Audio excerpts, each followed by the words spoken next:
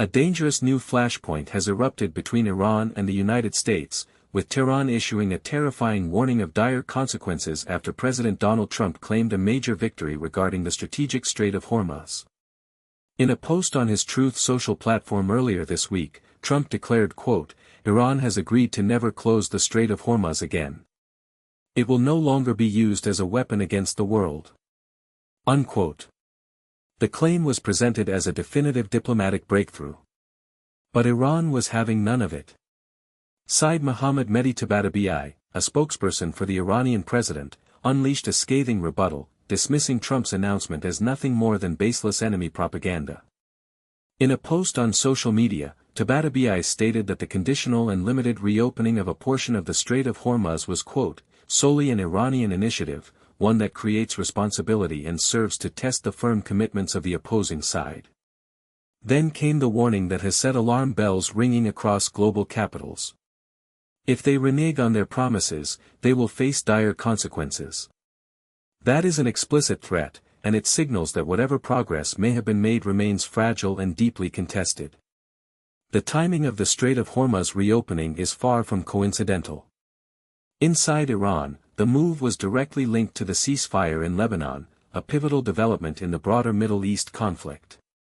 Iran's foreign minister, Abbas Araghchi, appeared to connect the two issues in his own social media post, suggesting that both moves were part of a calculated diplomatic strategy. The ambassador of Iran to Pakistan, Reza Amiri Moghadam, went further, stating that the Lebanon ceasefire and the reopening of the Strait of Hormuz paved the ground, quote, "more or less, for comprehensive, unified and united efforts to establish permanent peace." So what exactly is Trump claiming versus what Iran is actually saying?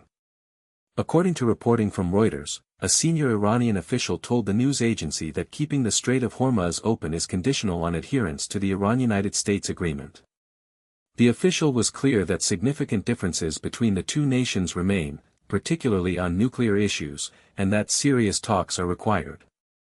The official indicated that a preliminary deal could be reached in the coming days, with the possibility of extending the ceasefire. Such a preliminary deal could create space for negotiations on lifting sanctions and securing compensation for war damages. Most significantly, Iran is signaling that it is ready to assure the world about the peaceful nature of its nuclear work, but only if its demands are met. This is a major potential development. For years, the international community has grappled with Iran's nuclear program, which has been a source of endless tension and the foundation for devastating economic sanctions. If Iran is now willing to provide assurances in exchange for sanctions relief, this could represent a genuine diplomatic opening.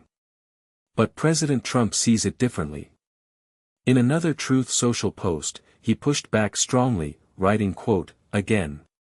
This deal is not tied, in any way, to Lebanon, but we will make Lebanon great again." Unquote.